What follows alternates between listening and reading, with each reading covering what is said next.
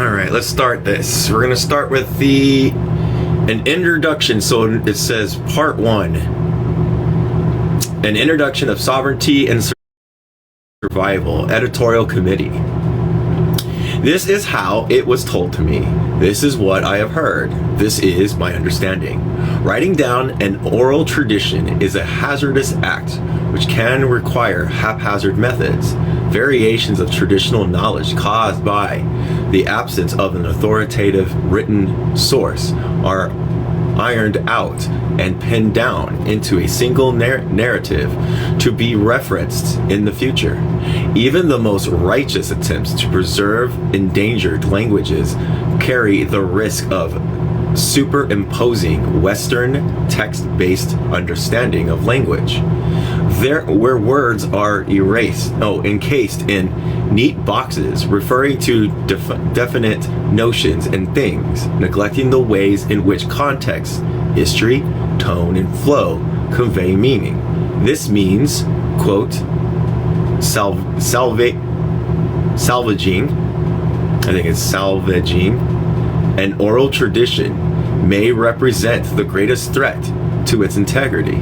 Acknowledging this helps us understand why some opacity is often relied upon the holders of indigenous knowledge to preserve their traditions from external encroachment and to prevent their disassociation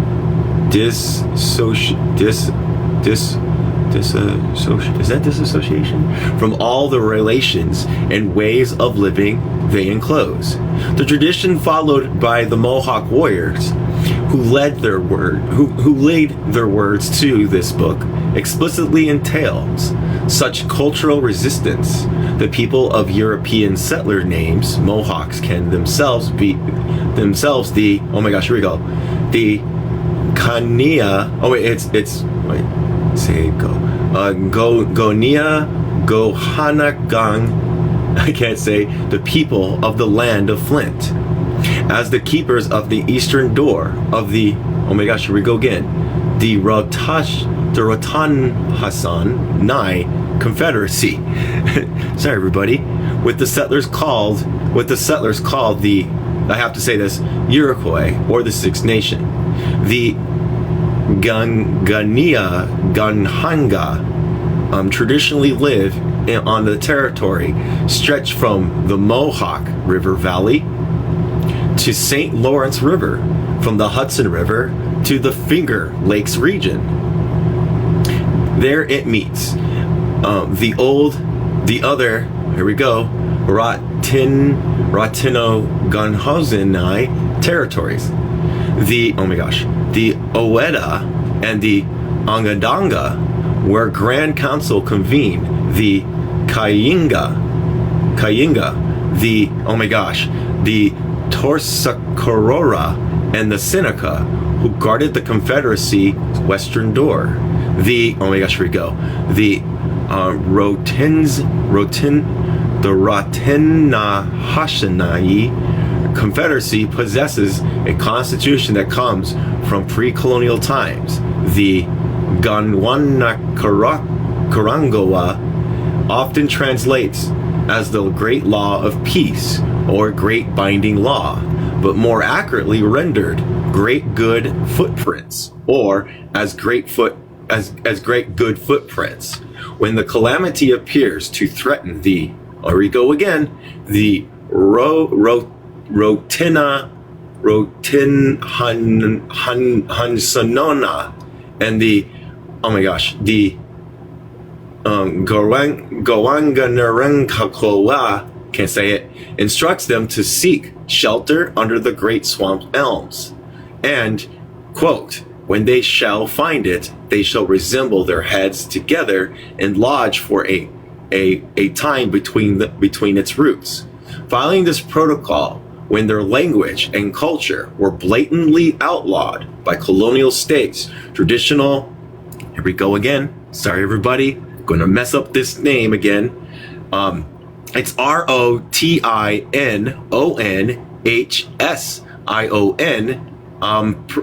2 dots and I. People retreated underground. long refusing to record their thoughts and deeds in writings. They and their traditions were essentially nowhere to be seen. Yet when they did emerge in the historical records, it was in the form of some of the most defiant acts of resistance the North American colonial order has ever faced.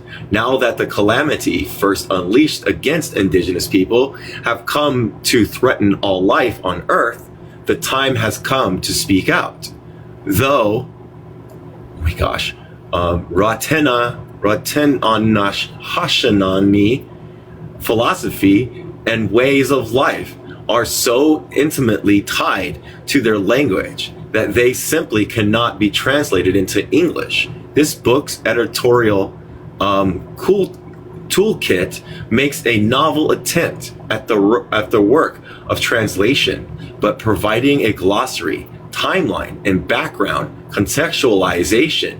We hope this collection will allow readers to better understand the oral testimonies, writings, and paintings explain the origins of the Warrior Society. Rather than shying away from translation, this book interviews with four of its key members, suggests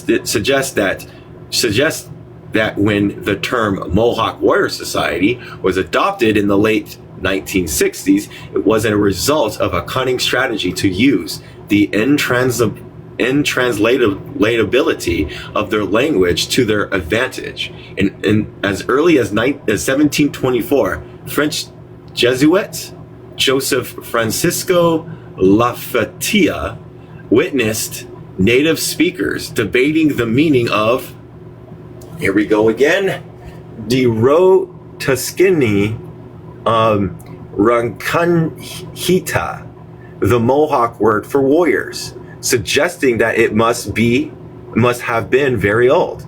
The etymology purposed by, here we go again, everybody, here we go, the Tekkarantakeken in this book relates it to the medicine pouch containing the natal soil, and that, here we go again, the Rotinahisanane people received after their coming of age ritual. In this definition, here we go again, the Rotinskanani Rakinghati translates into they who carry the earth with them. Despite differing definitions, here we go again, the Rotiskananrakati refers to is ambiguous. It refers to the council fire of men, whose gender roles modeled on the sun is to provide warmth, light, and protection both to the earth and the women, who are modeled after the earth. Concretely, this means that the here we go again, the Rotiskanarakatia, saying it so many different ways, must assist and enforce the decision made by the women's fire. Notably, it makes sure that chiefs do not stray away from here we go again, the law of great peace, the Gunnaranarakaningangwa, the oh my gosh, the Rotiskanangan Rakanganata. I'm sorry, everybody, I cannot do these words. Thus traditionally act as the watchdogs of, I think it's the law of peace, at the behest of the women and at the expense of all instituted authorities. When a group of youngsters set out to rekindle the men's fire in the early 1970s, they respected Elder Luis, here we go again, Garana Ekatechidea Hall. Translated, here we go again, the Rotisgananin Rakangengexti, I can't say it, into Mohawk Warrior Society.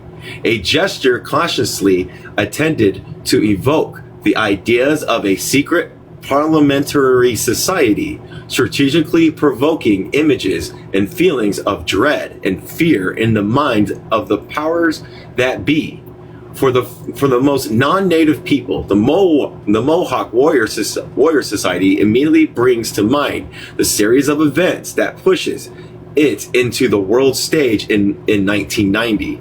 In the spring of that year, defenders set up camps of an ancestral burial site in the pines of, here we go again, the Konganishta Kai, to defend the land from developers from the adjacent French-Canadian towns of Oka, who planned to use that land to expand a golf course. On July 11th, Quebec police forces raided the camp, and the police officers, Corporal Marcel Lamy, died in the firefight. To support their relatives, Mohawks from, here we go again, the Kangahakweni blocked the Mercer Bridge, crossing their territory, cutting off access to Montreal from 80,000 commuters who responded with violent anti-Mohawk riots. 1,000 commuters were responsible.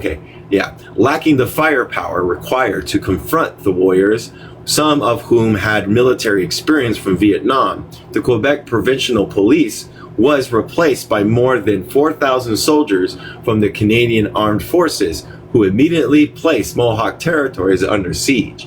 It took 78 days for the Army's machine guns, tanks, choppers, jets, boats, and allegedly its entire stock of barbed wire to force the warriors to eventually leave the pines.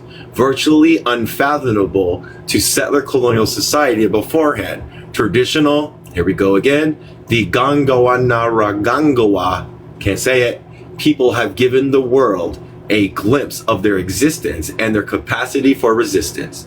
Over the pines of, here we go again, the Ganganawakashkani Ki, can't say it, flew a flag which was since been seen in almost all indigenous struggles across the world, from the Zapatistas of Champapes and the Wet'suwet'en of the West Coast, displaying an indigenous warrior wearing a single feather, circled by a sun against a bright red background, the unity flag, may have since become a single most famous symbol of indigenous resistance.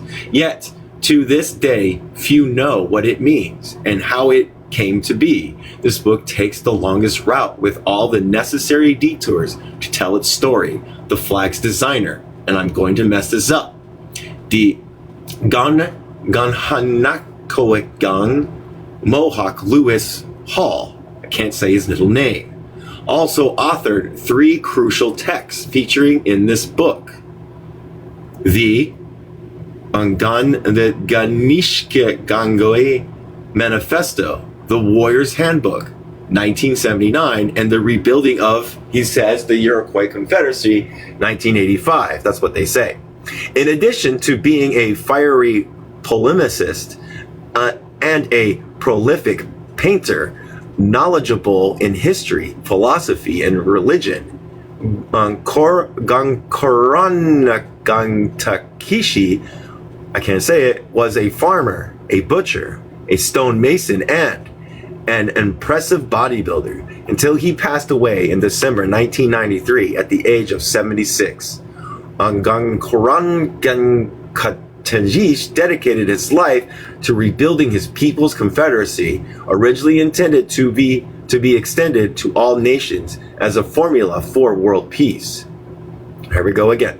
The Gangaran Kangish Tigibi, I can't say it, and I'm gonna keep saying I can't say it. I'm sorry, I just cannot say these words. And the Mohawk, hey, I didn't know you're up here, chicken. I can help a little bit. I don't know how much help I'll be. What page are you on? I'm sorry, I'm trying to catch up because I just downloaded it. 14? Yeah. This is hard. Yeah. I know a few of the words, but not all of them. I don't even know if I'm even hitting any of them correctly. Okay, 14. Okay, what paragraph? Second. Okay. Are you just starting it? Yeah. How do you say that word? We're on, I cannot pronounce that word. It's hard. It's very hard. You're correct. It's hard. The Mohawk Warrior Society fought and won several battles on the long path leading to the 1990 Oka. Is that right? Oka? Okra crisis. Oka. Oh, so there's an R sounding in there? Yeah, Okra crisis. Yeah. Oka crisis. According to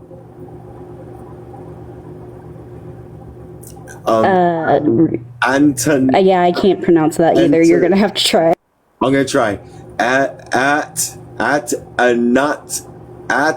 Atanara. I can't do it. ATATETONRIATAKON. Testimony in this book, the first sign of modern revival of the. Oh my gosh, how do you say this one? The Rotaheskensi? That's kind of gross. I've heard it, but I can't say it correctly myself. The Rekhati was in 1968 with the blockade of the international border bridge that divides It's it has an awk. That's close. Between the United States and Canada, adopting the name Mohawk Warrior Society. In the following years, the... Oh my God! Is that just Mohawk Warrior Society? These are Mohawk words, yes. Okay. Where is your lovely partner? Let me see if I can get them in here. Hold on. I'm gonna try. These are a lot. The Rotaheskensi Rakitias gained traction and support throughout the 1970s, victoriously staging an armed reoccupation of oh my gosh, the Ganetskinim in New York State in 1974, obliging the Canadian government to fund their indigenous schools and establishing a flourishing network of tax-free businesses to relinquish dependency on social welfare. The funds that this allowed the warriors to raise contributed to the defense of their territories and guarding them from external attacks. The Warrior Society was to reservations what the American Indigenous Movement AIM was to urban-based indigenous peoples out west. The Warriors also nurtured diplomatic relationships with the Black Panther Party and Chicago Brown Berets and left-wing revolutionary groups all across North America and beyond, while simultaneously reaching out to United Nations to defend their claims to indigenous autonomy on the global stage. For the Contemporary Warrior Society, I don't know. I still have trouble pronouncing it myself. It's the name of the people. Is it the It's Mohawk. It's Kawanganakawaki Wa. I don't know. I feel it's Mohawk in the language. Mohawk. Okay. Traditions they uphold as roots of pre-colonial history, due in part of their. What the fuck? What just? What? My app crashed. It's like you can't read this. Stop. Hope it gets me back to where I was. Nope. I'm lost. Where was I at? Anybody? What page was I on? You're still on 14 at the very end. 14 at the very end. Okay. The global stage. Okay. Come on. Okay. The Contemporary Warrior Society, the Mohawk tradition they uphold was deep-rooted in pre-colonial history, due in part to the crucial geographic position nestled between the key watersheds connecting the Atlantic Ocean and to the Great Lakes. The Rotenonhashinenai played a central role as the largest indigenous political, military, and economic force the British and French colonial forces had to reckon with. European colonialists were immediately fascinated by the elaborate matrilineal kinship systems, as consensual decision-making protocols, and extensive diplomatic alliances of the Rotenonhasenishanai. I can't say it.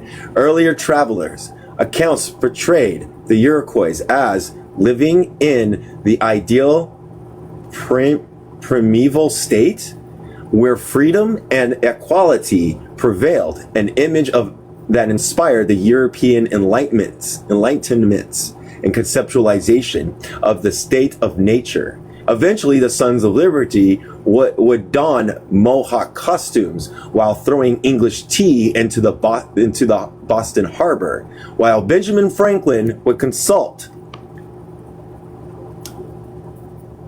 that indigenous elders when drafting the 1754 Albany Plan, which partly served as a blueprint for the Articles of Confederation, 1770s, and the U.S. Constitution, 1780, as a living example of how a confederal system based on consensus and mutual liberty may indeed exist and thrive. It would seem that the Kanyanarahakawa tradition, once deemed S-words, actually helped to provide the revolutionary inspirations that sparked the modern world.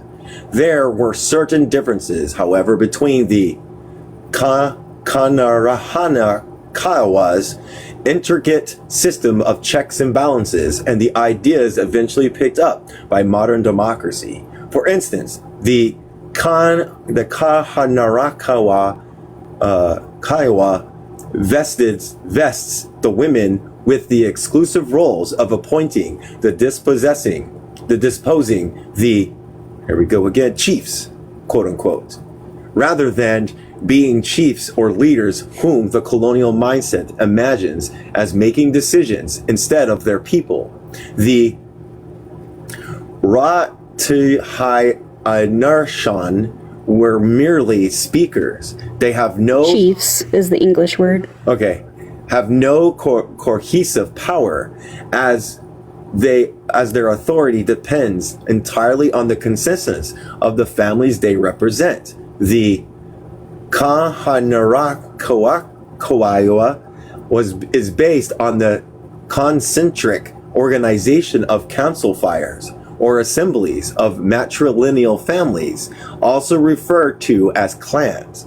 The very word of family, Kawatasire, refers to a fire, or literally the gathering of all members, each person being a member of an austere.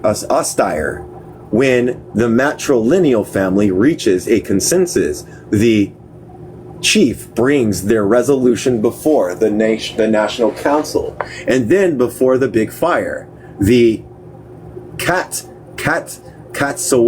Kiowa of the Confederacy, this way of organizing, bringing people to deliberate together until the consensus is reached, before debating things at a higher level, was the effect to ensuring the straight line between political institutions and the people from whom they speak.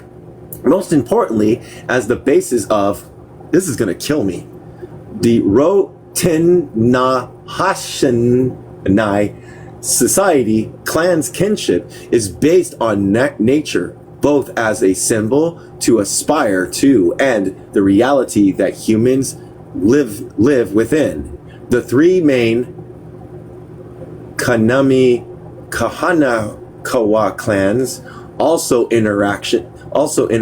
whose interaction accounts for the decision-making dynamic in council are modeled according to the habits and abilities of specific animals. The role of the Turtle Clan is to carefully consider the long-term continuity of the people and the earth, which the creation story recounts as being on top of a turtle.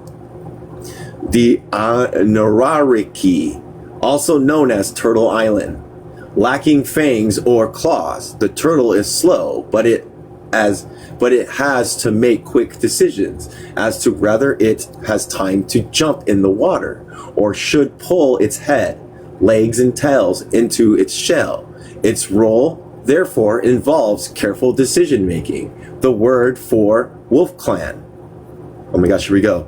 The Ranethanahanai indicates that it is a path maker, looking ahead as a scout or a sentinel, and in this capacity, often being mindful in diplomatic relations with outsiders. As the wolf does not hibernate, it knows how to survive in all seasons, making it a perfect candidate to put together the council's agenda. The resolution decided upon are then handed over to the bears, whose clan name Rotesakarari Wake refers to the honeycomb, which bears are constantly looking for in the bush, climbing up the trees and digging holes to do so. This suggests that the role of the bear clan is more analytical in nature, as they know the lay of the land and the possible obstacles that could be in the way. By bringing these perspectives together, Kani Kahaneka Council do not merely take nature as a metaphor for human life. They ground social life in the roles provided by nature, as humans are indeed part of that very nature upon which their survival depends.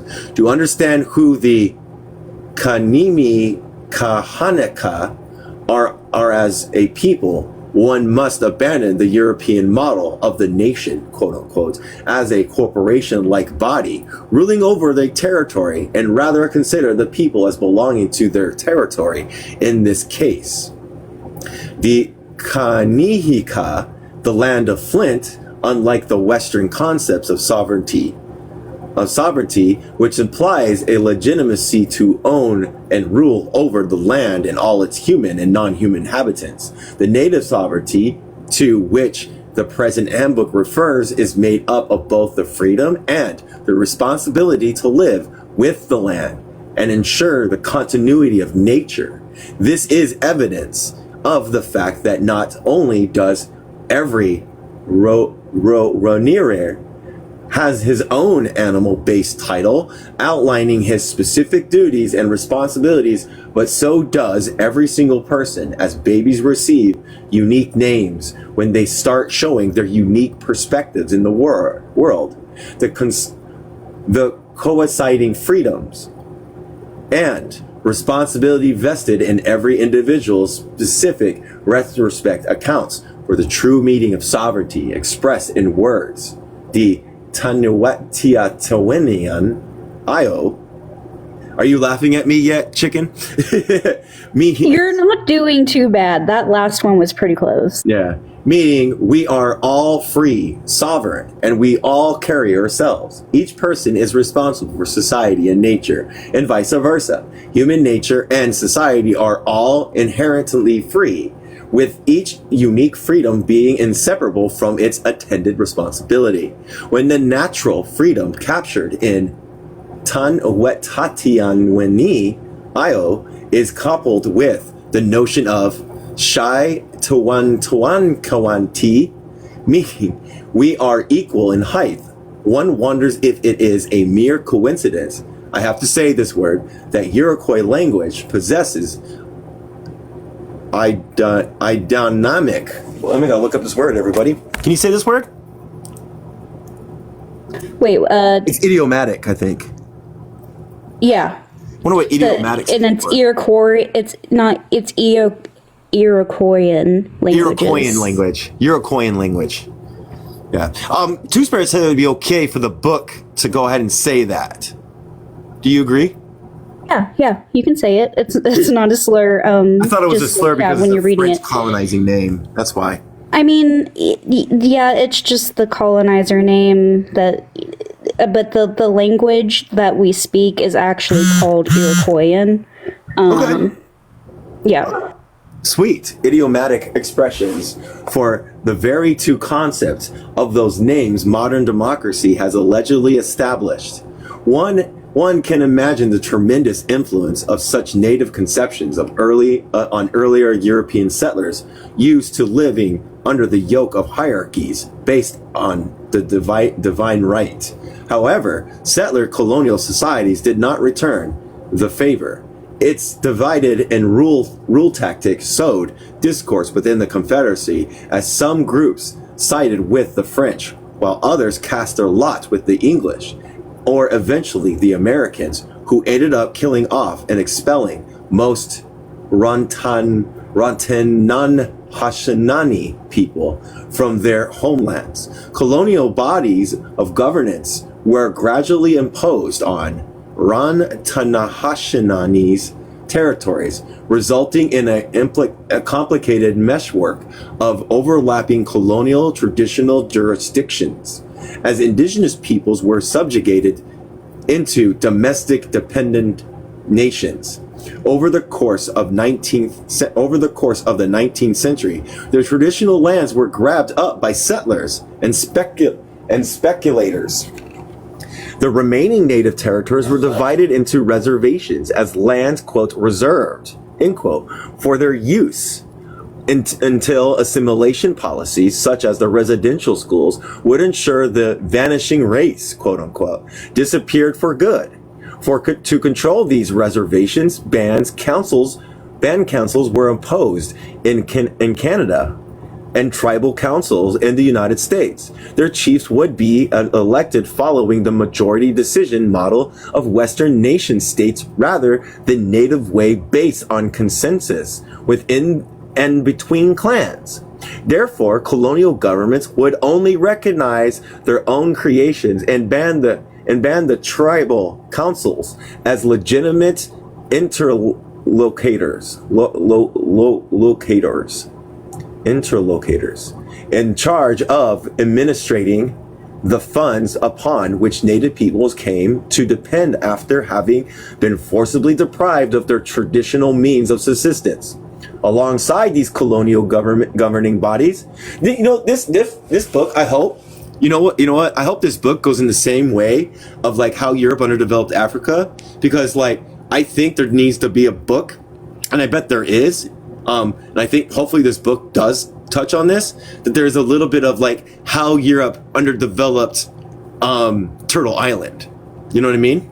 I'd like to find more books on that, alongside these governing bodies and multitudes of Rotenashanonis light longhouse continue to practice their traditional ways both publicly and underground, with several longhouses within the same community often proposing different interpretations of the Kayoanarankuakawa.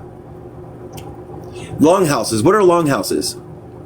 Should we go look them up? So the longhouses are like, you know how the stereotypical places that indigenous people would have are teepees, and the Mohawk and the Haudenosaunee had longhouses. Longhouses. What do they look like? Should we go look them up? Yeah, you can look them up. Let me go do that.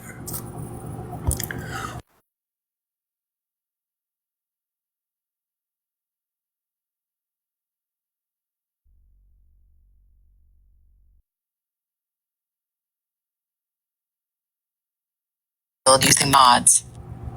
It showed me Vikings. It showed me Vikings. If you look up Haudenosaunee longhouses? Yeah, I said Haudenosaunee longhouses, and it gave me Vikings. Bastards! Are you looking it up? Let me see if I can find it real quick. Yeah, I'll read on. Tell me when you get it, and I'll put you on a big screen. This complex political landscape often baffled outside observers trying to make sense of the authenticity, I can't say it, the I can't say it, of Rotananashonia Nai traditions. In particular, 19th century anthropologists such as Lewis Henry Morgan found themselves at pains to distinguish the pre-colonial Kanarakiwakwa from later cultural hybrid, particularly the 1799 Handsome Lake Code and syncretic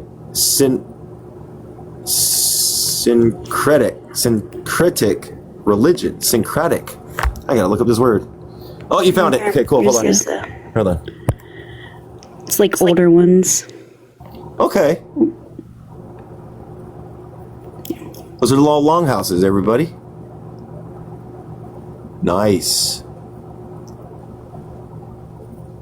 And that's where the councils and stuff would show up and everything, or would everybody live in there? How's that work? This was their home. Okay, it was their home. Okay, cool. And it was multi-generational because it was matrilineal. It wasn't patriarchal, was it? No, yeah. We didn't do like the typical I'm trying to think how to word this. They would basically do like poly relationships, and like as a society you would all live together. It wasn't just like separate families owning a place. It would be like the society living in there as a whole. And I guess that's what makes the Europeans like, what the fuck's going on here? Yeah. Right.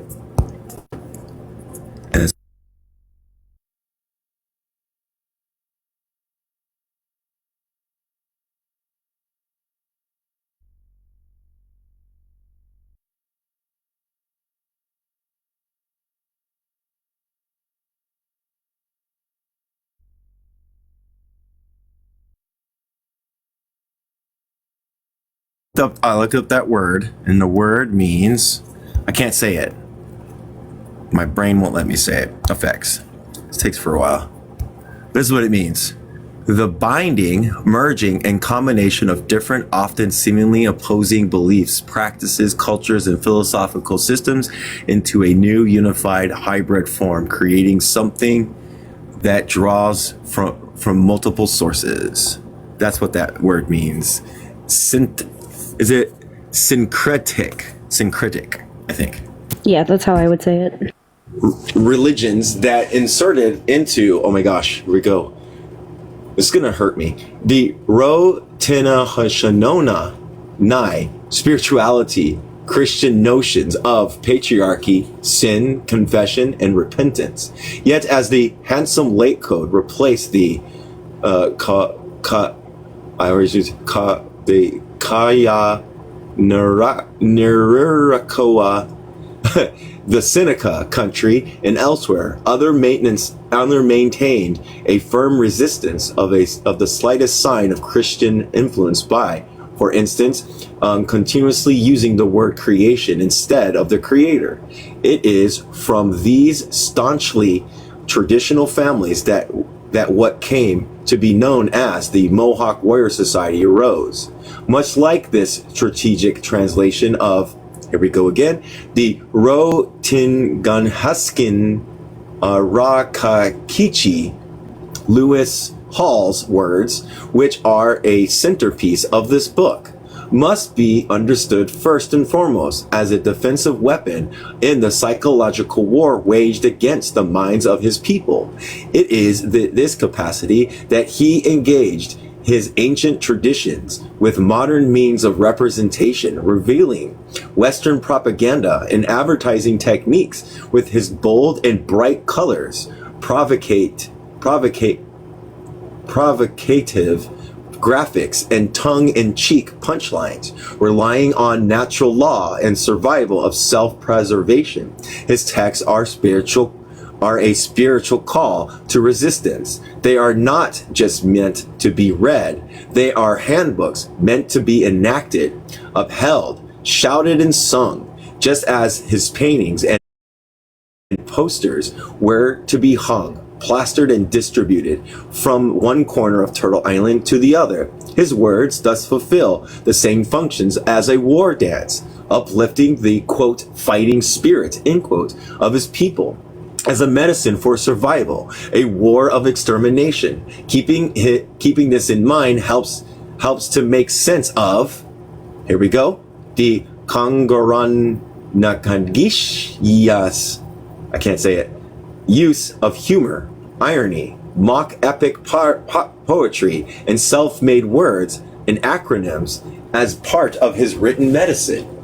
It also helps to explain why he attacks such ideas as Barren Strait theory, less because it is peer-to-peer scientificity than because its psychological effects in the context where colonial academics have often undermined the ideal of our median people naturally and fully belong to their land.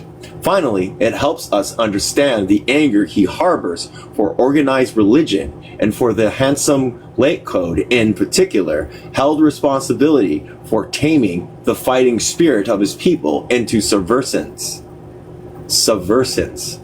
Yet despite, here we go, Karanakakichi's polemic stance, this work is actually full of very nuanced contradictions. He challenged traditions by supporting women's bearing arms and engaging in military training, which was prohibited and discouraged by many traditional chiefs during his time. He staunchly held the Kaya Nurir Hekoa, but mocked the taboo around reading it only in ceremonial settings, actively working with the Kahanatinathi and the Ganawatiwa to establish a new version of his people's constitution and text and film formats before he passed away. In matters of economics, Kora Kawakanishi argued for the reestablishment of traditional cooperative economy of his people, attacking the selfish, destructive nature of American capitalism, but also recognizing the way communist governments systematically revert into aristocracies, autocracies, and inequality. As he, what is that word? Astutely puts it, quote, it seems that no matter what type of ism the people attached to their government, the fascist takeover. For him, the only remedy was for his people to revive and adapt their ancestral ways of living and thinking. This book is both a compendium? What's that word? I don't know this word. I'll be right back. I don't know this word. Find you. What page are you on?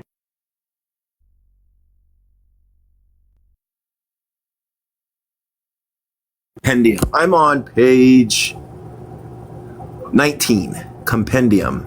And I'm on the second paragraph, compendium. And I think I got that. Let me look it up. Compendium.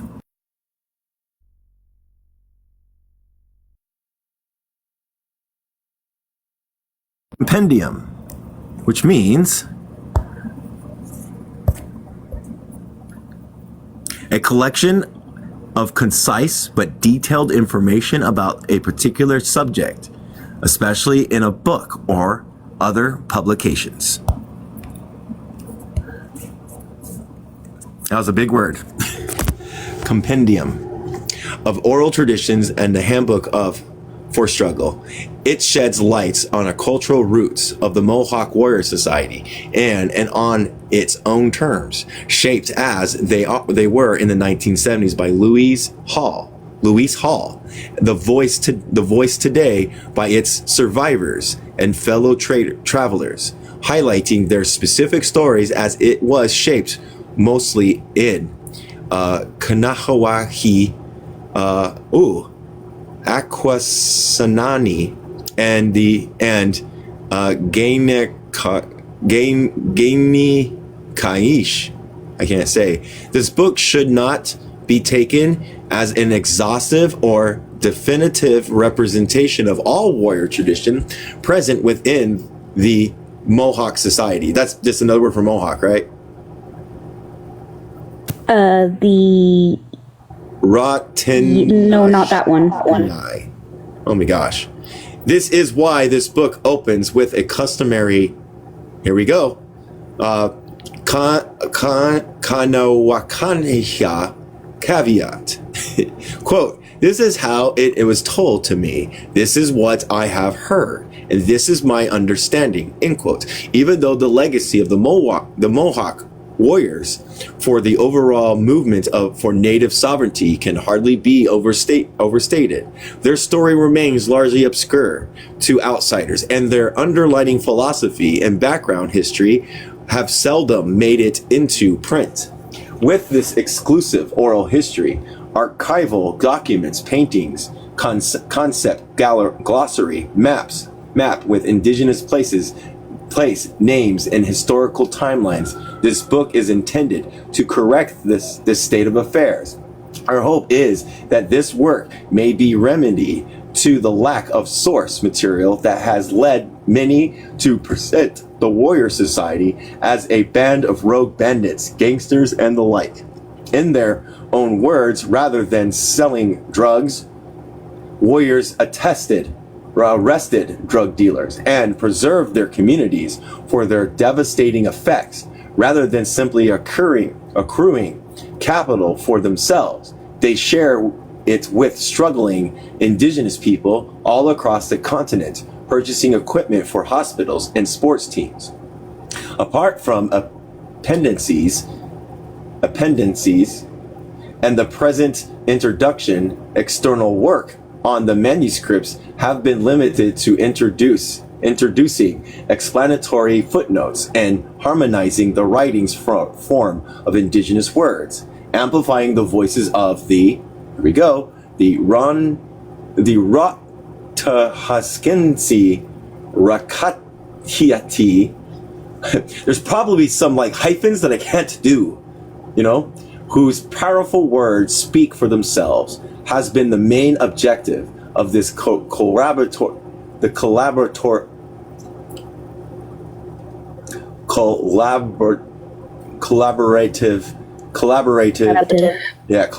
I can't say it. Say it again.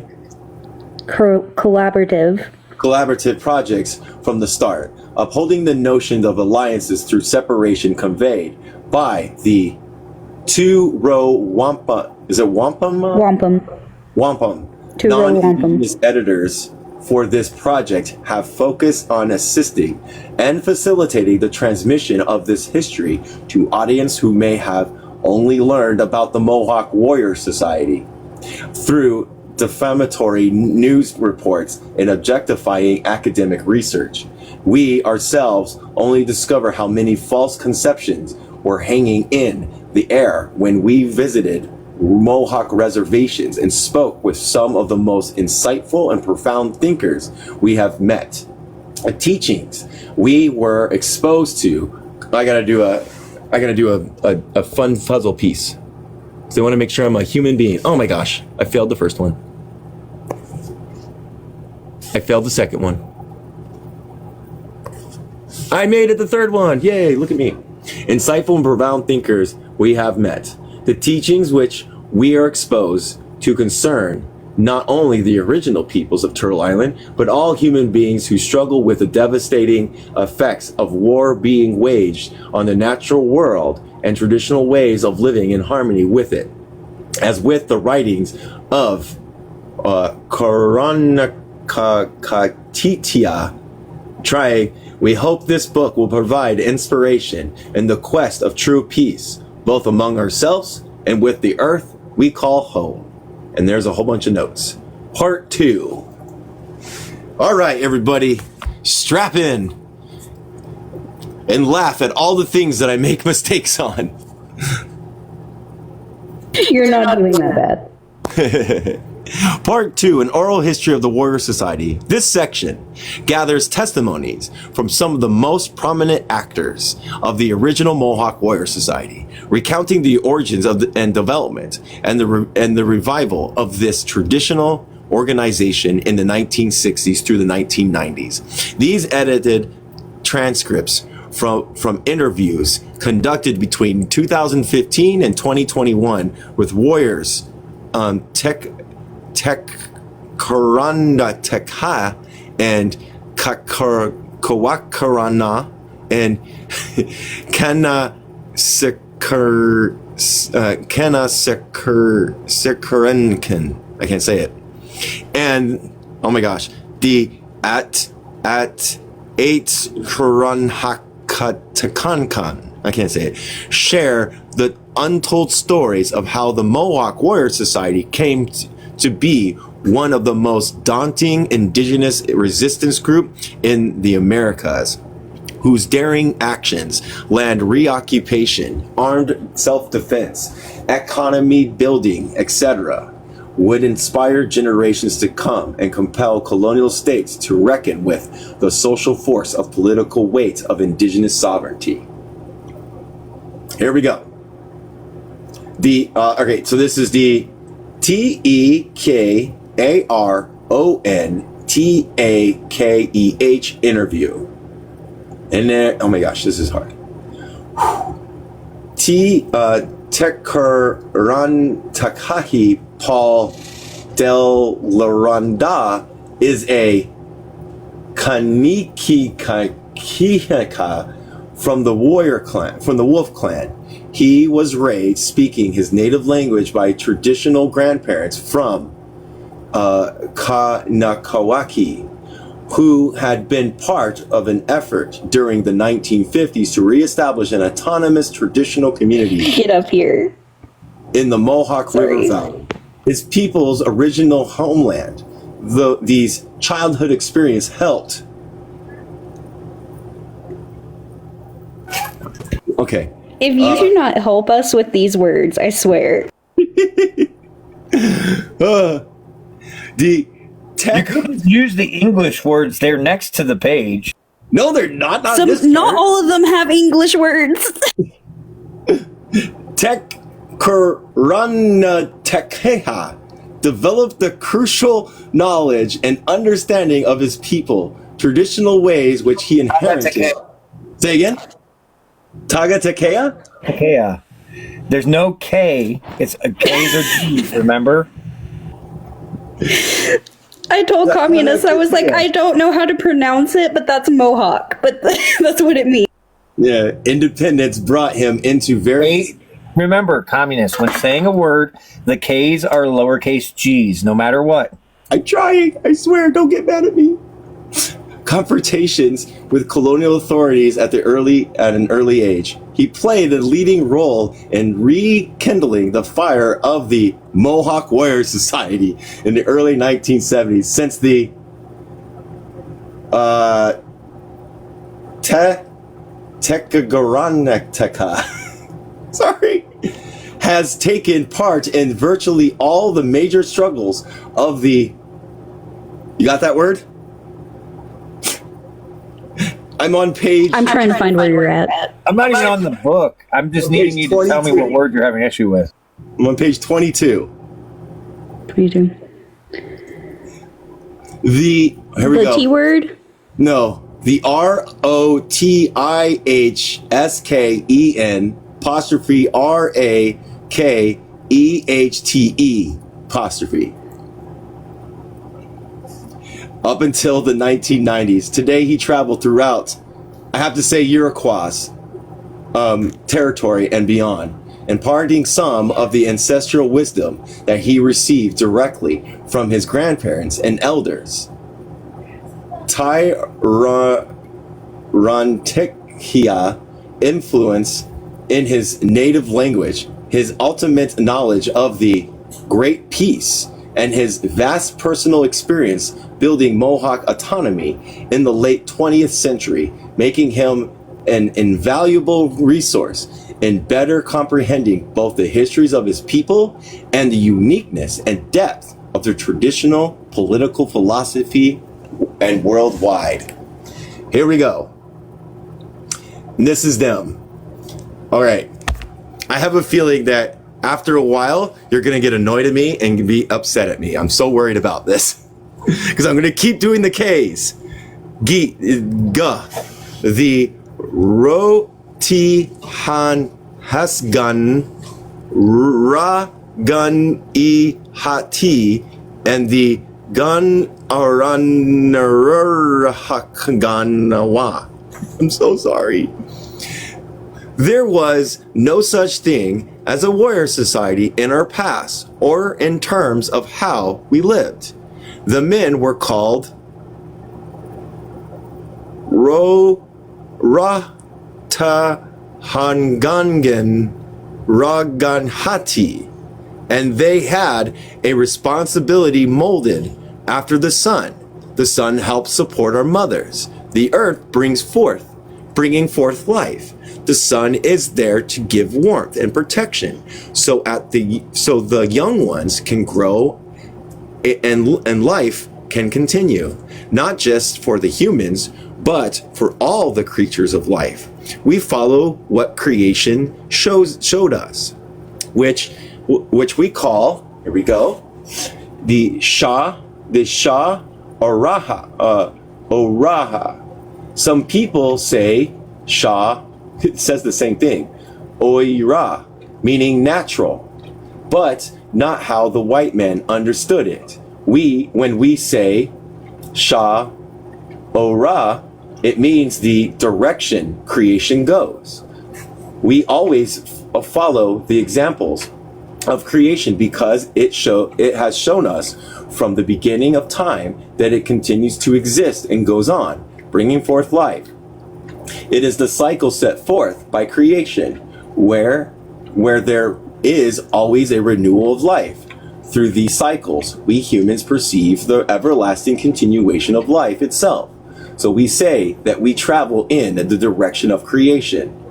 Shah Oraya is a natural way, the way of creation. As men, our responsibility is to be like the sun, to reinforce what the mothers tell the children. With our lights, we help to educate the children. We help them to see, and we point things out to them. So women are seen as the sun because it nourishes and helps grows and develops people, is what I'm getting. Correct? Yes. All right, cool. And the way of life, what do they mean by the direction of creation? I will have to go into that with you off of here. Okay, sounds good.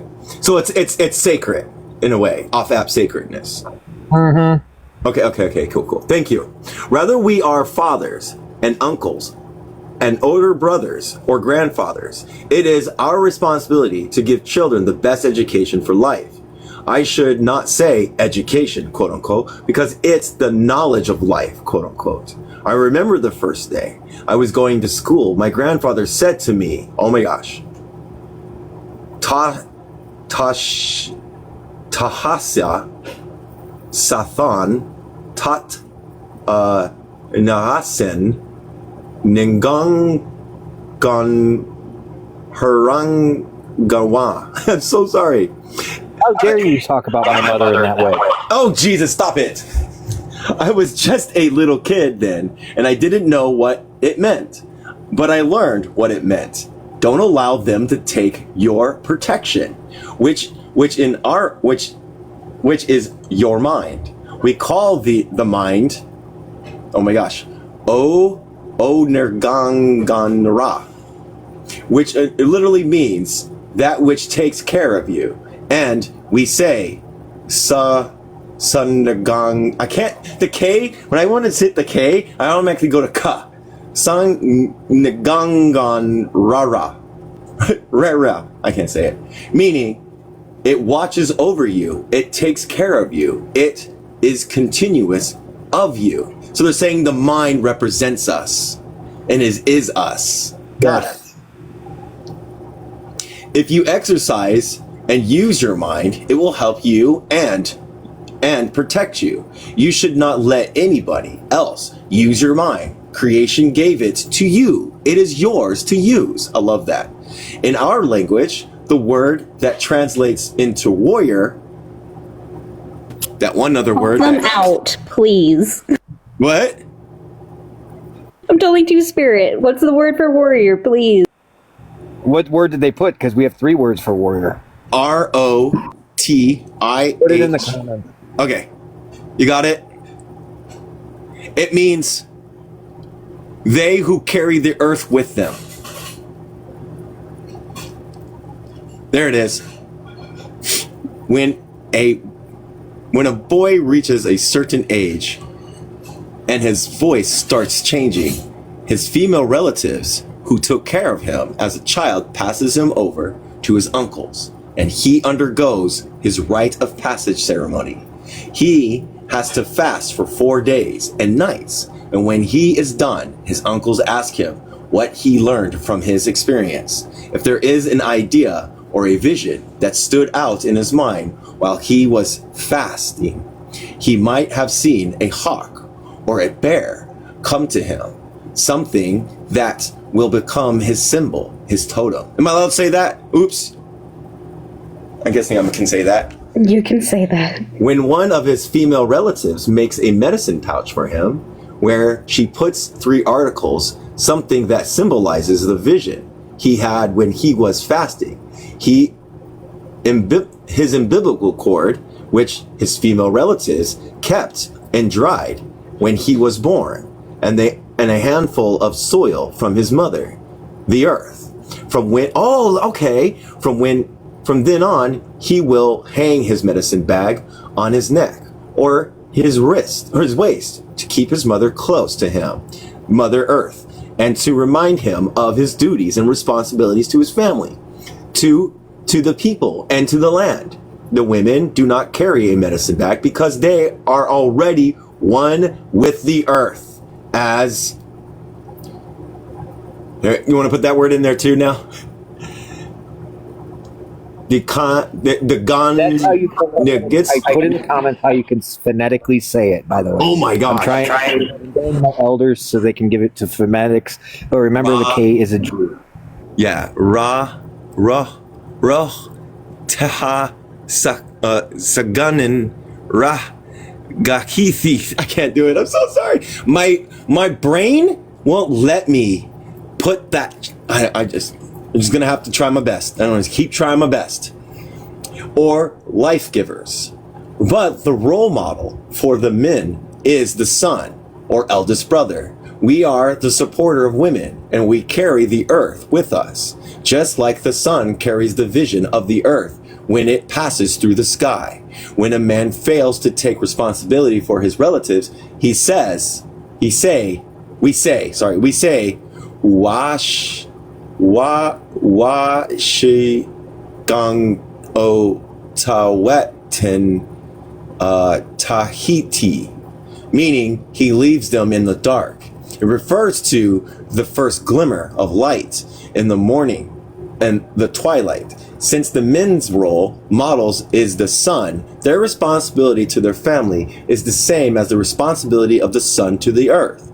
The earth will produce life, and she will do her best to protect and raise that life, but she needs the support of the sun. So when we say wa sha gang o tawani tahitai, it means that he has prevented the sunlight's warmth, light, protection, and reinforcement from reaching the earth and his family. The women are rooted in the earth.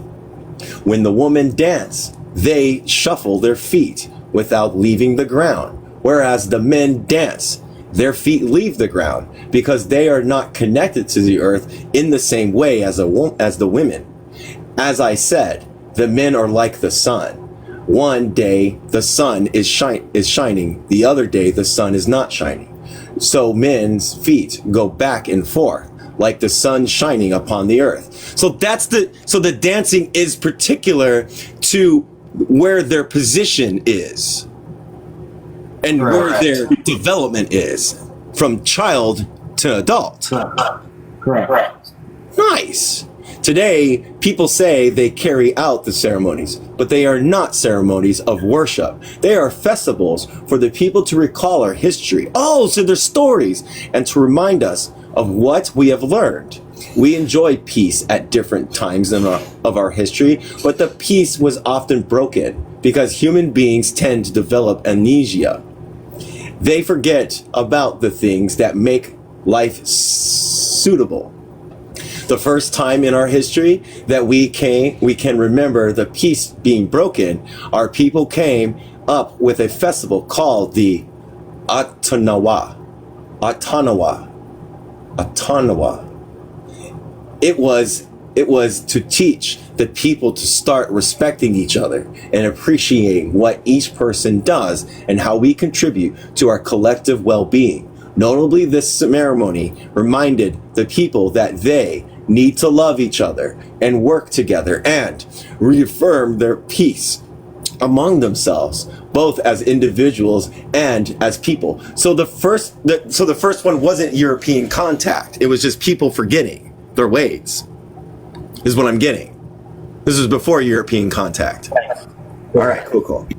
Our people did this, but we moved away from this piece of time. We started fighting and the wars began once again. So our people came up with another ceremony to complement the first one. This one was called Ganhanoran, or the Seed Festival. It consisted of a drum dance and a Thanksgiving address to all elements of creation that provided role models for human life. The Ganhanoran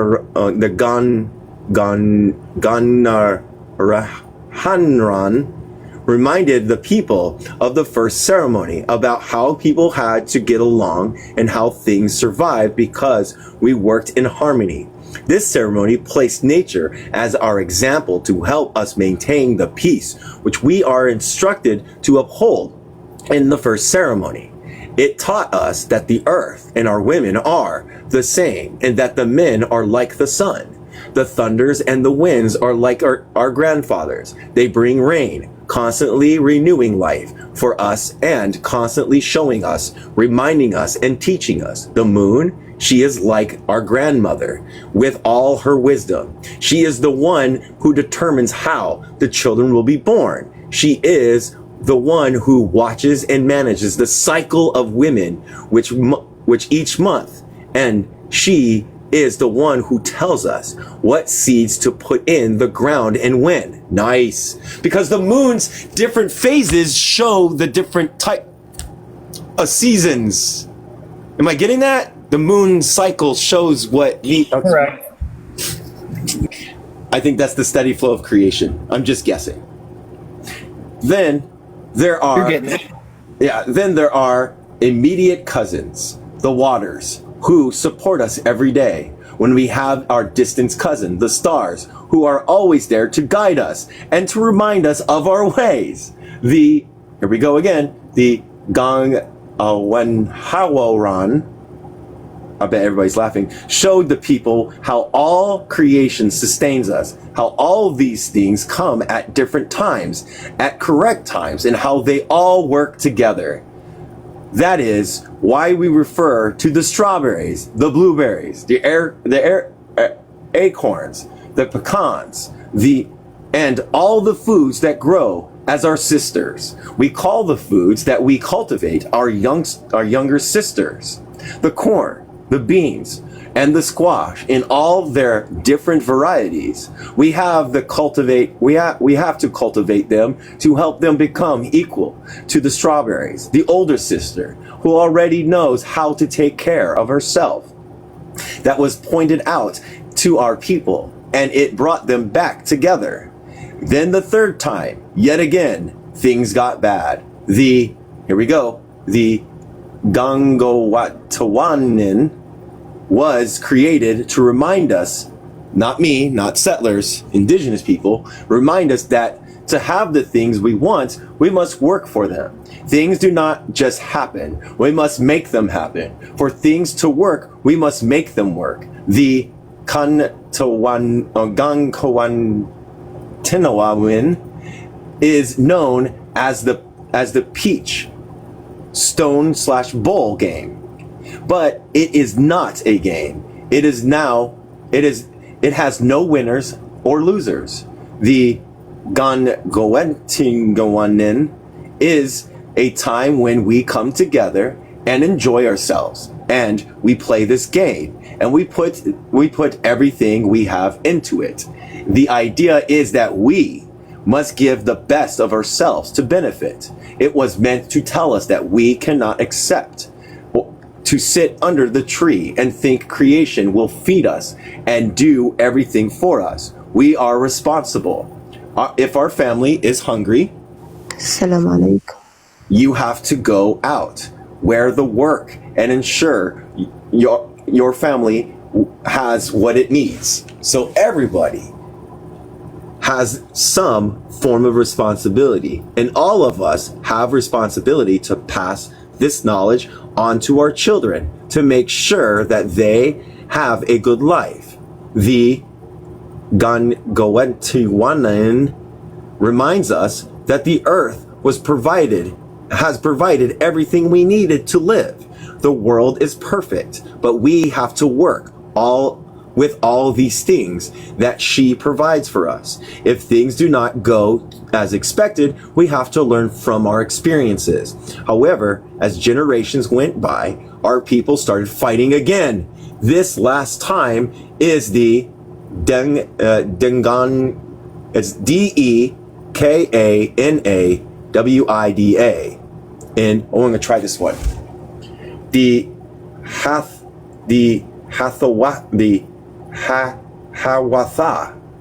and the Jingo Hasawasi, I can't say it, unified the Rotinahashanai Confederacy and re-empowered the women according to the story. They brought us the Great Feather Dance to remind us that the first, second, and third festivals come together. Something was needed to bind together the three principles for each festival: peace among the people, harmony through the living examples of nature, and giving the best of ourselves, so that these principles could never be separated again. Then they come together in the same way. What's up? I would teach you how to say those. I would teach you how to say those three names, but unfortunately, one of those names I am not allowed to say. In doing so, I call the end of everything. So I already know what the word is then. Yeah. It seems like they had these falling outs, these dabbling into disparities, right? And then through festivals and through redoing things, this last one they're currently talking about, this last group of three people they're talking about is the foundation of the Haudenosaunee as a whole that was codified through what's known as the Great Law of Peace. So this is talking like thousands. So all these ones that were prior were thousands and thousands of years ago that are documented in our history. I'm talking like 6,000, 5,000. This recent one was like 2,500 years ago. So So we're going through just different stages and transitions. Go ahead. Just to clarify, they were allowed to write the name, but you can't say it. Correct. Speaking the name is different than writing it. And now that like this brief little thing that I'm getting to, now I understand. I hate saying these when you guys do your festivals that people call them powwows. You know what I mean? When you guys go do those things, it's a reminder of these things, isn't it? So our dances are specifically our stories being told in dance. Same thing with our songs and music. It's being told in song. So again, it's speaking the names out loud that are the problem, Shakib. But yes, that's exactly the case. And to me, you guys are dabbling in the historical materialism all the time. by acknowledging your past and the histories of what was created and how it was manifested. It's great. It's a reminder. I love it. Also, really quick, remind me how to pronounce the name of the land where you were born, because I know how to pronounce it. I just forgot, and I saw it a few times. Which one? The one where your reservation is. Tell you offline. I'm not going to say Okay. online. It's an OPSEC shit. Yeah.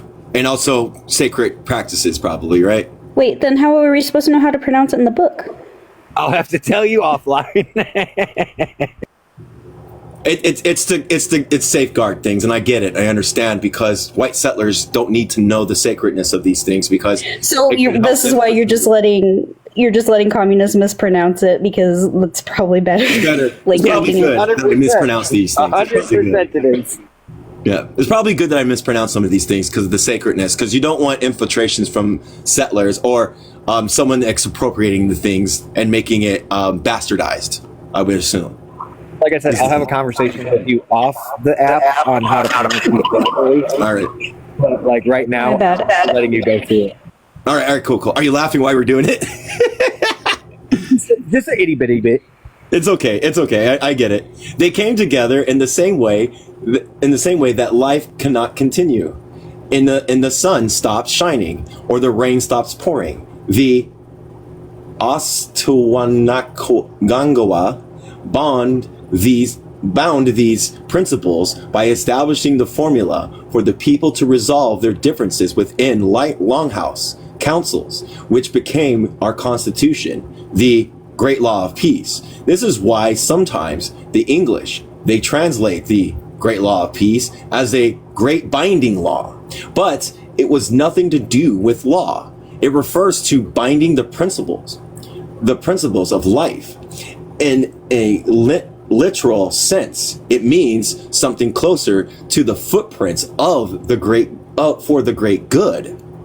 Today, some people have been taught to believe that the physical building of the longhouse is sacred. However, it has never been about physical building of the longhouse. We use the word longhouse symbolically. The length of the longhouse extends from where the sun rises to where the sun sets. Oh, so the earth and its floor, the four directions are its walls. The sky is its ceiling. The longhouse buildings are just there to keep us out of the cold, rain, and snow. The longhouse became a symbol of our confederacy when 49 families came together and accepted the Great Law of Peace. The British refer to us as the quote-unquote Five Nations. I almost thought it was Fire Nations, that's why. And the French refer to us as the Iroquois. However, we have always referred to ourselves as, here we go, Rotenagansoniai peoples of the Longhouse. Go ahead. You could just say the people of the longhouse. The people of the Longhouse. Thank you. Okay. Real quick. Okay, I'm just gonna look ahead. I'm on page 27. Okay, there. Okay, hold on. You know what? After when I get to who are we, I'm gonna stop. Just to. Okay. Following the Great Law of Peace, which is, the longhouse would have been three sides. Two sides would debate the issues, while the third side would sit and listen. Whenever the two sides could not, quote, come to one mind, end quote, the third side of the house would break the deadlock. Interesting. Nevertheless, there had to be a consensus. So when a decision is made, the tiebreaker does not rule until all our minds have come to accept the decision.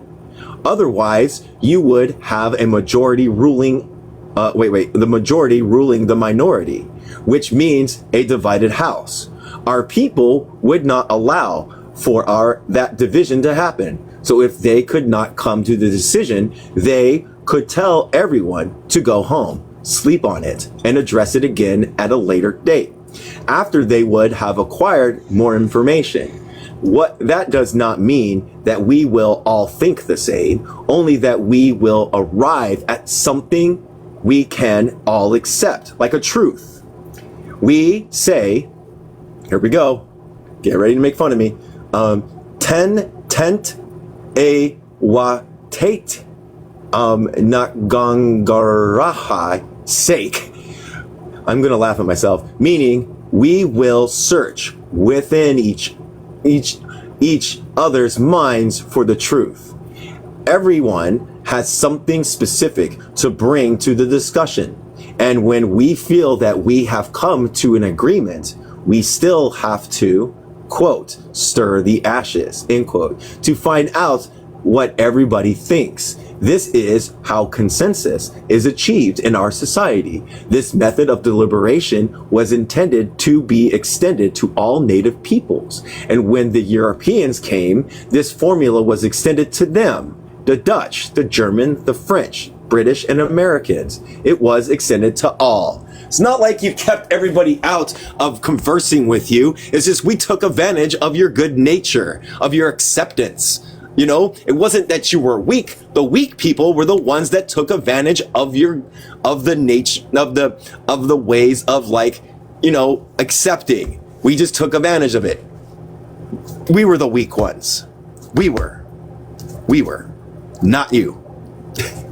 All right, I'm gonna stop there. I know it's 10 tell. It's a lot. Yeah, no, it's good. Because a lot of the things that I'm looking at here, like a lot of the things when they talked about the three divisions, it kind of reminds me of what we call a little bit of what we call democratic centralism. You know, it's set up almost just like that with how they set it up and how they come to the conclusions and how they make basically not to for better words, policies or implementations of programs. You know, it's really, really close. When I read it, it was reminding me of what I was reading from Lenin during those times. You know what I mean?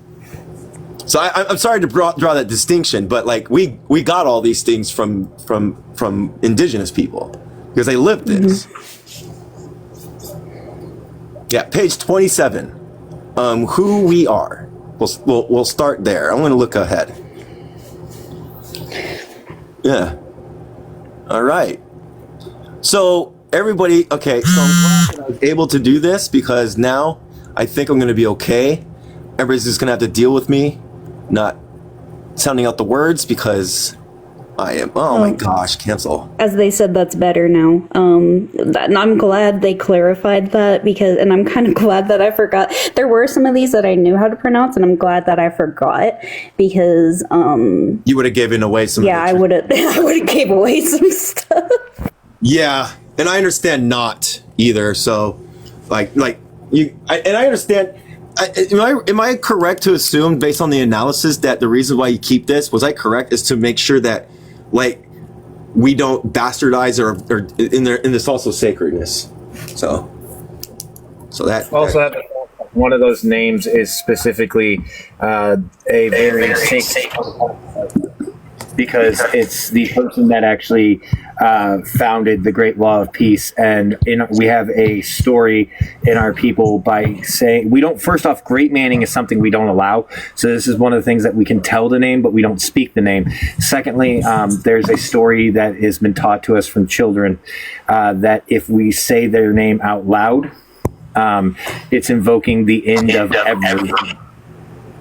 Okay. And he put that into himself because he didn't want to be great man. So he made it to where it was noted. Even he stated that he wanted this to be told generation to generation. So people get hold higher than anybody else. Yeah. Am I still fucking doing the echoing thing? Yeah, you are. It should be over with now. All right. So it was his way of trying not to be great man. That was the whole thing. He was trying not to be. Exactly. And it looks like that your people, the indigenous people, didn't have any type of great man things at all.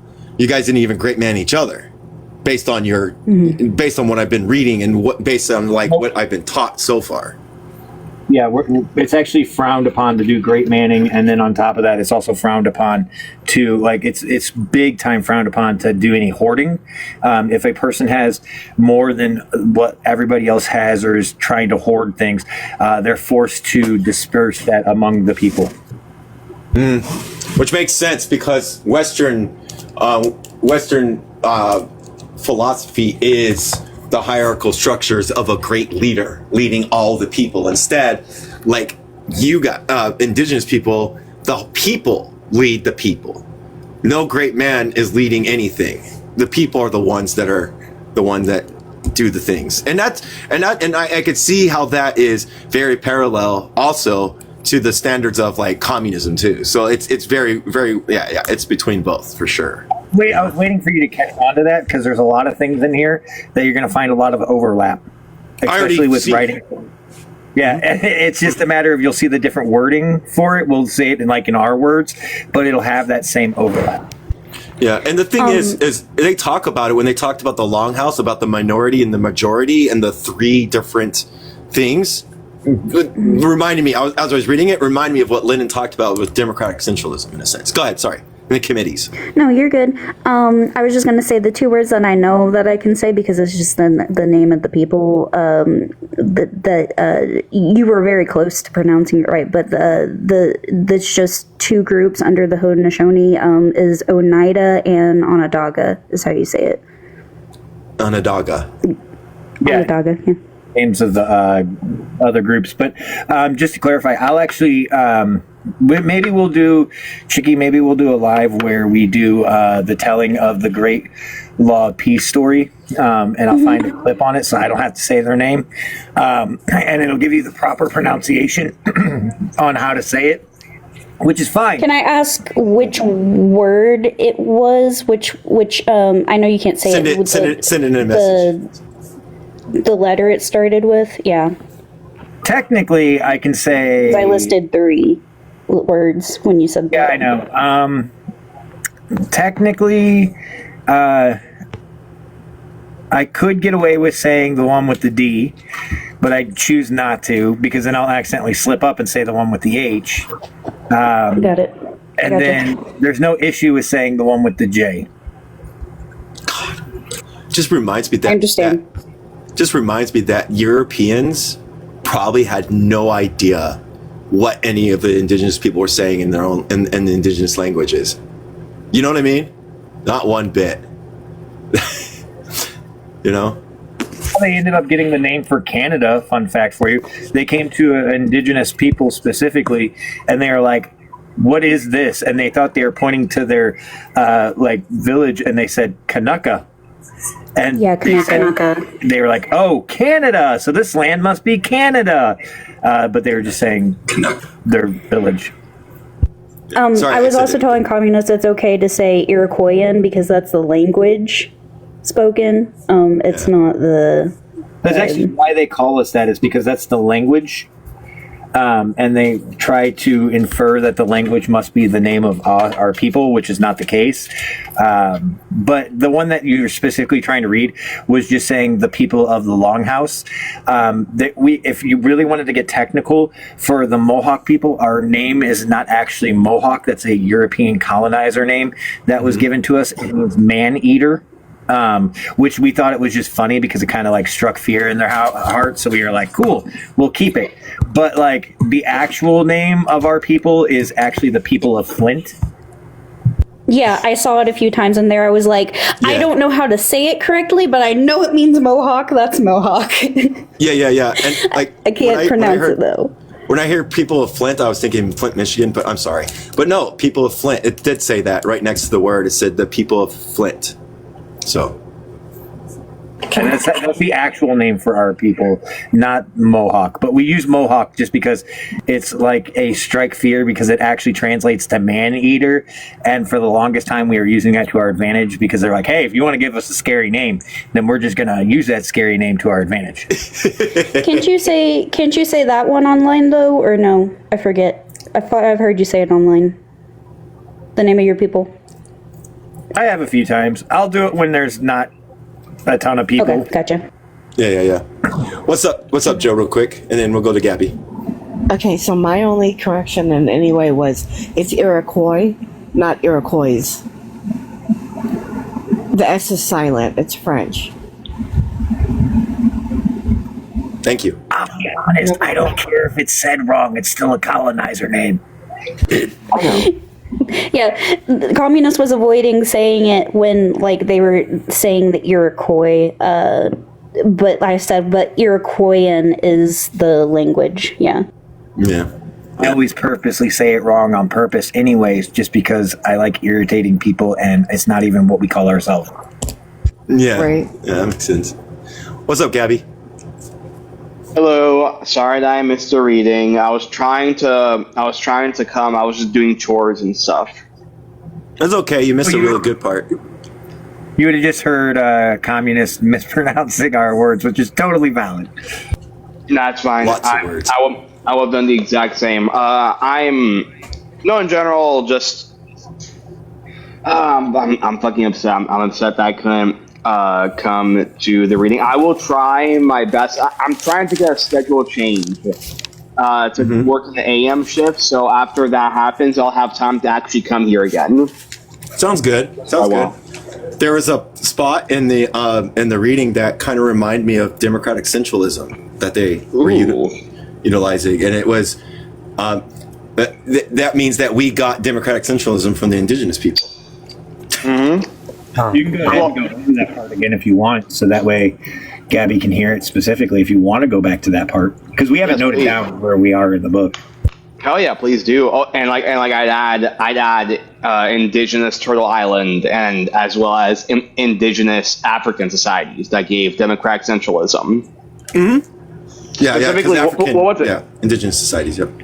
What's it? Well, specifically, if I remember correctly, Eastern African nations, I believe, like around like Ethiopia or like around there. They specifically practiced, what was it again? Mass line theory. They practiced mass line theory of it takes a village to raise a child. If someone steals from the village, then they need to. Then the village should ask why. That statement, "It takes a village to raise a child," was a statement stolen specifically from colonizers in viewing on the indigenous people. Yeah. Yeah, I did mention to communists, like when we were talking about longhouses, how the majority of people were in like poly relationships, and it was more of like the community living together in one place and not just like separate families. Well, the families, okay, so here's another thing I wanted so you know. So when it says that there is the certain families, that's what we talk about when I say I am Wolf Clan. It doesn't mean that every person in those families that came together are blood related, because you can be put into a clan depending on who your mother was, but also for like adoption purposes, if there's a clan that's lower in numbers, a person will be put into that clan. So like if somebody is adopted into it, into the Haudenosaunee, specifically the Mohawk, they would be put by the grandmothers into a certain clan if those numbers of that clan are lowered. So when it says those certain family members that they were talking about clans themselves, and the clans are huge. It's not like, when you think of families nowadays where it's like a mom and dad, and yeah, that's what it was. I'm talking like hundreds of, not thousands of people inside of each clan. Yeah. I found the spot. Following the great... Oh, go ahead. You go ahead. No, I'll say it afterward.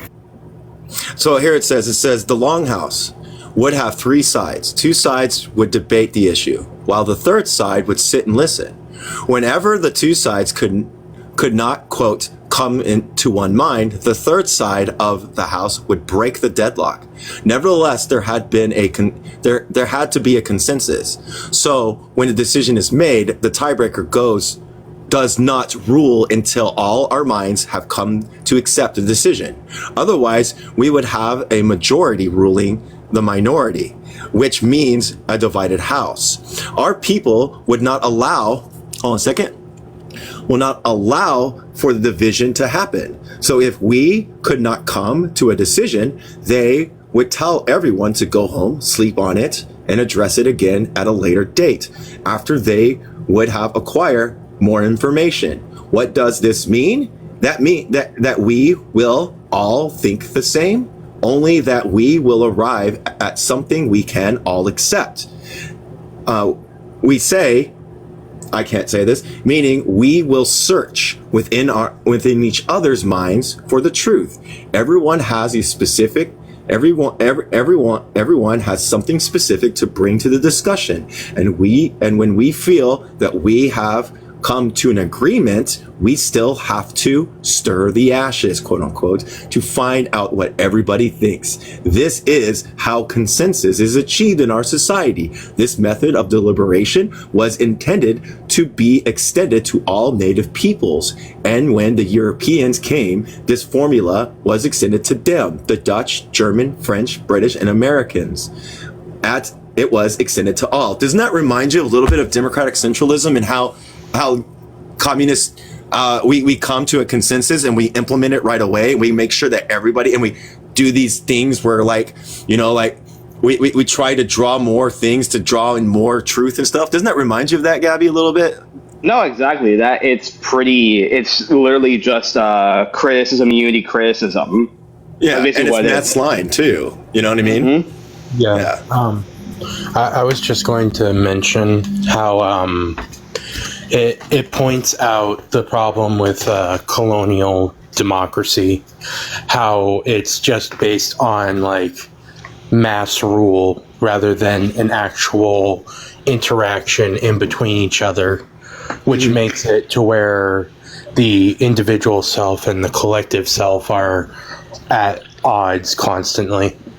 Yeah. And we can thank the indigenous populations in all of the global South areas to prove the fact that the individuals inside a community, a collective, you know what I mean? And through indigenous practices, we can come to the conclusion that it's better to live as a collective with a community than being hyper individualized like the colonial structures do to us.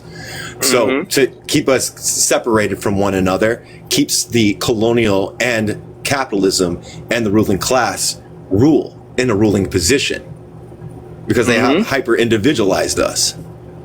At the end of the day, the whole point of liberation and establishing socialism is the relationship with ourselves, with the land, and with each other. Right. And prior to colonization, a lot of people like to say we lived in teepees, but no, we actually lived in longhouses. At least my people did like this. Mm-hmm. Yeah, and they were set up perfectly. They were set up to also, when they mentioned that it was set up for the sun, they would be able to see the cycles in the longhouse because the sun would rise and then end, and then the moon would come. And they had it particularly, It would set up to where the one side of the longhouse would have the sun rise, and the other side would always have it going down. Yeah. And then that has the directions too. The directions too. Go ahead, Gabby. No, that's fine. I was just gonna say I find it hilarious how people who want to uphold Eurocentrism are like, oh, well, why didn't indigenous people produce buildings? Why didn't they make block houses and stuff like that? Because they didn't have to. They didn't have to. The material conditions they require to have that they adapted to their own material conditions, to their own resources, and it's annoying as fuck. It's annoying as fuck. There was no, go ahead. No, it's just frustrating. The world does not fucking revolve around what Europe did or what Europeans built, which a lot of the times were dog shit compared to what indigenous people built. Yeah, and also the thing is too that there's a lot of relics and a lot of structures that were probably torn down and demolished because you don't want to give any credence to the significance of what indigenous people built on Turtle Island and how they built their economies, how they built the waterways, how they built structures and aquifers and being able to do trade, even to Polynesia, and some of the African nations came here to actually not stay, but to converse. So I've heard so many things have been ripped apart and torn down, so that way we don't have barely anything that resembles the indigenous advancements. You know what I mean? Mm-hmm. It's especially for Oh, it's especially for northeastern. Oops. And Someone said, did Dooley get to speak yet? oh, sorry. Go ahead, Dudley. Oh no, I got to speak. Okay. The whole thing where I was talking about how our culture makes it to where our individual self and collective self are antagonistic when they don't need to be, and how the consensus makes it. How indigenous democracy involved consensus, which would make it to where they aren't we don't have a culture of antagonism with our collective self and individual self, but a reciprocity between the two. Does anybody else have anything to say? I did, but I can't remember what it is anymore. Sorry. The train left. Oh no.